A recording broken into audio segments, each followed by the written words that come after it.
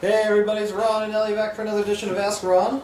First up this week is Doreen Ofuso from New York. Doreen, sorry about your last name. Hi, Doreen. What ratio of crime to population size qualifies an area as a war zone, Ron?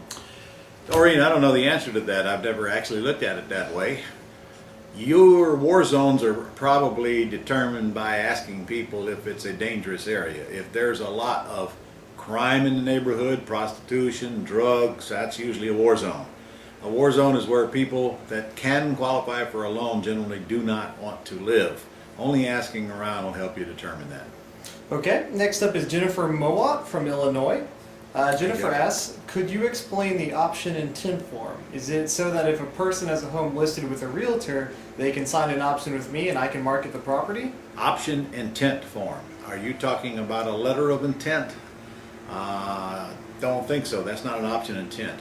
And the answer is no to your question. If the property is listed, the seller cannot give you an option to buy it. Well, they can, but if that title transfers, somebody's going to pay a commission, and it very well likely will be you. So we do not go behind realtors and try to steal deals from them.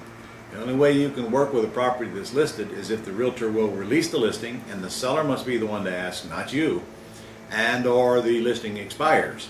And in some cases, there might be enough equity or enough margin in the deal where you actually want to pay the realtor a commission, even if it's a negotiated discounted one.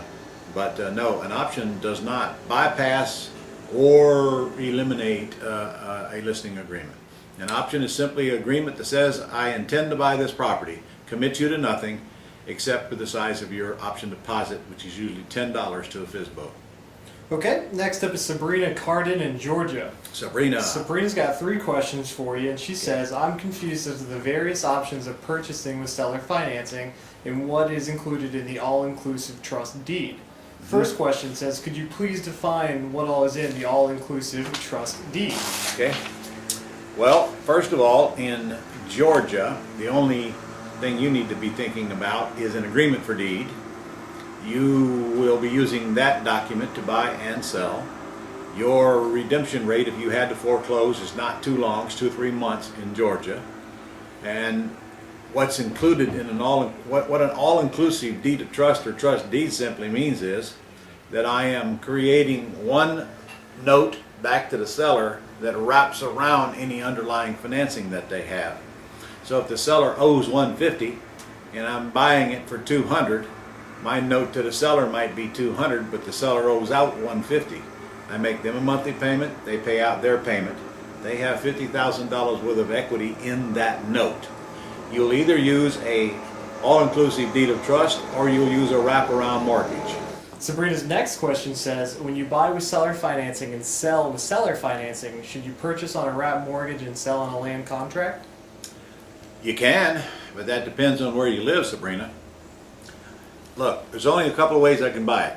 Number one, I can take it over the debt subject to, which means I can sell it any way I want. I own it.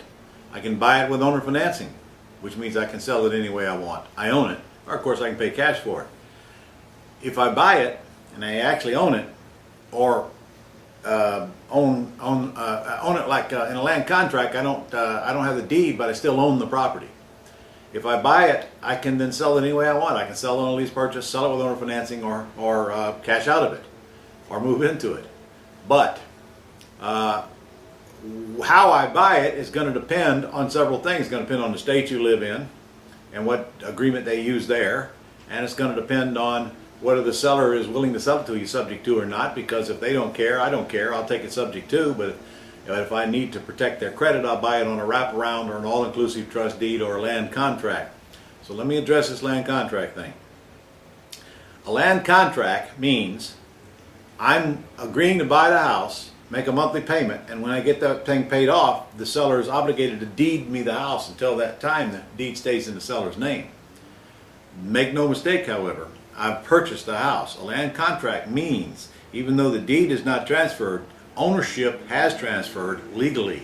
So I have all the rights of ownership. Don't confuse that with the lease option, where I have no ownership, but I have the right to purchase it if I pay it off cash. Lease option means I'm renting it with an option to buy. Land contract means I have bought it, or in the case of selling it, I have sold it. So I hope that clears that up. So, got one more question for you. This says, if I use a lawyer or a title company to close, do they have an obligation to report the title transfer to the lender on the first mortgage? No, they have no obligation whatsoever to even ever talk to the lender. However, they will record the document that they created that transfers that title. That is required by law in any state that I'm aware of. But no, they don't have to report it to the lender. Okay, next up is Debbie Magar from South Carolina. Hey, Debbie. Debbie says, Ron, you briefly mentioned at the summit that you have an IRA that owns your LLC. I did. Could you tell me more about how this works? No, I'm not going to do that, Debbie. I've created a whole training module right here because you ask. And by the way, congratulations for coming to the summit. So there's a video contained right here on this week's newsletter, and I'll cover your subject for you and for everybody else watching. Got to go watch that video, guys, because this is how you can own it. You can have an IRA and not have to deal with your third-party administrator every time you want a check written or want to make a payment or rent payment or whatever that. I'll show you how to get around that, where you totally control your own IRA but do it legally and comply with the rules. Okay, then we got Pedro Prada up in Florida. He's got two questions for you, Ron. Hey, Pedro. He says, when a seller has a contract for deed and the buyer stops paying in Florida, which process do you use? Eviction, foreclosure, etc.? Okay. A contract for deed, as I just described, actually transfers ownership of the property. Therefore, the state you live in will determine how you're going to get it back. Unfortunately, Pedro, you won't be using a contract for deed in Florida. You'll be using an agreement for deed if you want to.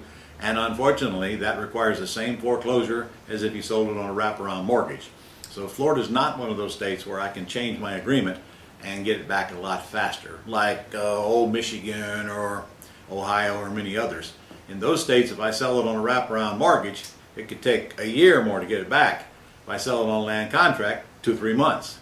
So you got to know what document to use in your state to get it back quicker, but there isn't any in Florida. That's why I am lease option prone. I'll put a tenant buyer in the house, and then if they don't pay, I can evict them rather than having to go to foreclosure.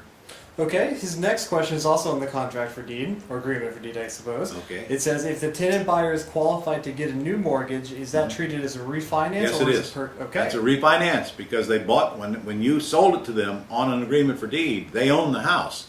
So when they go get a new loan, they're refinancing that debt. Unlike a lease purchase, which means they're getting purchase money mortgages or mortgage when they are just buying the house. Okay, last of this week is our favorite Californian, Marian Nunez. Oh, Mary. 3 questions this week for you, Ron. She says, her first one says, you mentioned that when we have a deal with an owner, whether lease option, seller finance, or whatever, that whoever the owners are must sign the agreement. Right. As an example, if a man has his girlfriend or fiance living in the house for many years, she also has to sign the agreement. And most states, if someone is living in that house for that amount of time, they have an equitable interest in that property, and it would require their signature on that deed, even if they're not on the deed. I do not know about California, Mary. This is something you should ask a real estate attorney in California to clarify for you. Okay, her next question is actually on an attorney, so maybe you can help her out. All right. It says, an attorney I found in California wants me to put money up front in a trust account and wants to be paid hourly to close the deals. Wrong attorney. He's not a real estate attorney. So he's just simply the wrong attorney. Real estate attorneys will put the cost of their fee right on the HUD-1, or if it's not a HUD-1, like in the case of a lease option, you'll know up front what it's going to cost. Just got the wrong guy, Marianne. Or you've led him to believe that you're going to be a giant pain in the neck, and he wants money up front to protect himself against working more than he should for you. I don't know which is true, but we don't put money up front for real estate attorneys to close deals. Okay, her last question this week says, regarding the application receipt agreement signature line, do I change where it says in agent and put owner for the signature when I own the property? It doesn't make any difference. Either one of them will work. Well, that's all the questions we have for you this week then, Ron. All right. Well, guys, you guys that came to the summit, I know you loved it. And you guys that didn't come, I know you're hating yourself right now, but we're going to have another one. So just mark down. I don't have the dates in front of me, but it'll be February 2016. Let's write those dates down. It'll be in Orlando at the exact same hotel. Okay, we got a lot going on before the end of the year. If you want to get involved and get going before the year is over so you can get a real jump start on next year, get a hold of our office. We've got several more events coming up and all kinds of cool things going on. So I'll see you next week.